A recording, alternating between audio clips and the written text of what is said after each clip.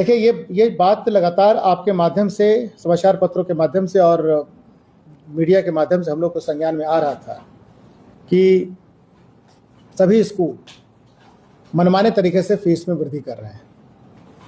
तो आज लगभग 86 प्राइवेट स्कूल को उनके एसोसिएशन के अध्यक्ष के साथ बुलाया गया था। यह कार्रवाई जिला शिक्षा पदाधिकारी योगेश के नेतृत्व में की गई थी। आज समाहरणालय सभाकक्ष में उनकी बैठक रखी गई थी। सबसे पहले हमने लगभग सभी स्कूलों से उनका परिचय प्राप्त करते हुए पूछा कि पहले फीस की परिभाषा बताइए आप। मैं आपको बताऊं कि 99% लोग इस बात में फेल करके कि फीस की परिभाषा क्या है। उनका उद्देश्य केवल 3 तरह की फीस से था कि एक जो ट्यूशन फ़ी है, एक ट्रांसपोर्टेशन फ़ी और एक एग्जामिनेशन फ़ी। मैंने फ़ीस की परिभाषा उनको पढ़ के सुनाई और कहा कि फ़ीस के दायरे में वो सभी चीज़ें आती हैं जो कि बच्चों से आप वसूलते हैं, चाहे वो एनुअल फ़ी हो, स्कूल फ़ी हो, एडमिशन फ़ी हो, री एडमिशन फ़ी हो, पोशाक के रूप में ली जाने वाली राशि, जूतों के रूप में ली जाने वाली राशि, ईसीए के लिए ली जाने वाली राशि, कंप्यूटर के रूप के लिए ली जाने वाली राशि। और मैंने उनको स्पष्ट कहा कि एग्जामिनेशन फ़ी के नाम की कोई चीज़ नहीं है। यदि आप वसूल रहे तो विशुद्ध रूप से ये असंवैधानिक और नीतिगत नहीं होगा। इसके बाद हमने उनसे पूछा कि जो फीस की वृद्धि है वो क्या है। लोगों ने कहा कि सर उनका फीस लगभग, डीएवी ने बताया कि उनकी फ़ीस उनके यहाँ चूँकि सेंट्रल तरीके से बढ़ती है तो 3 से 5% ही बढ़ाते हैं हर तीसरे साल। डीएवी का स्थिति बहुत अच्छी थी, इसमें दो राय नहीं है, परंतु कई प्राइवेट जो स्कूल्स थे मनमानी तरीके से 12%, कोई 16%, 18% बढ़ाए थे।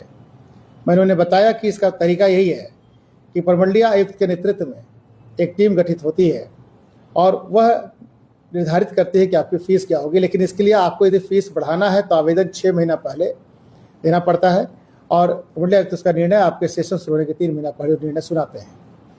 लेकिन किसी परिस्थिति में हाईकोर्ट के जजमेंट के हिसाब से भी और बिहार सरकार के भी निर्देश के मुताबिक 7% से किसी भी परिस्थिति में ज़्यादा ट्यूशन फी नहीं बढ़ना चाहिए।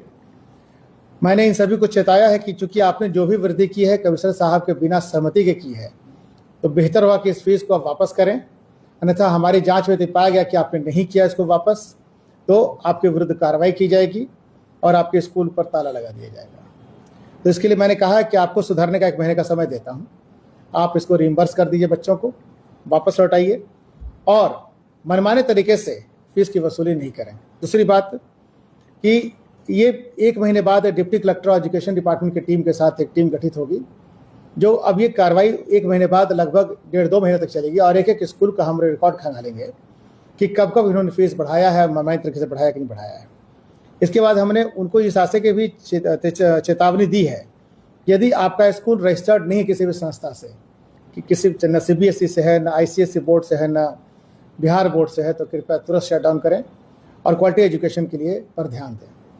और आप कभी भी अपने स्कूल के यूनिफॉर्म को अथवा अपने स्कूल की किताबों को किसी दुकान विशेष से अथवा अपने स्कूल से खरीदने के लिए बाध्य नहीं करें। ऐसा किए जाने पर आपके विरुद्ध कार्रवाई की जाएगी, नंबर 1। उसके बाद उनको यह भी बताया कि कोई भी ब्रांडेड कपड़ा जैसे नाइके का शूज़, लोटो का शूज़ इत्यादि, या फिर स्पोर्ट्स वेयर में कि हमका ये होना चाहिए, वो होना चाहिए, ये सब आप रोक लगाएं। चूँकि और इसके अतिरिक्त मैंने ये भी उनको बताया है कि RT के तहत यदि आपने क्लास 3 में, क्लास 1 में यदि 20 बच्चे का एडमिशन किया तो यह आपके लिए मैंडेटरी होगा कि वही बच्चे कंटिन्यू करें क्लास 10 तक। यदि उसमें से एक भी ड्रॉप आउट होता है तो आपके RT का पैसा आपको नहीं दिया जाएगा। चूँकि इसका मतलब कि आपने बच्चों पर ध्यान नहीं दिया, उनके पढ़ाई पर ध्यान नहीं दिया।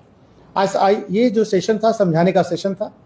आज के समझाने के बाद उनको महीने भर का समय दिया गया है और उसके बाद कार्रवाई की जाएगी। बहुत बहुत धन्यवाद।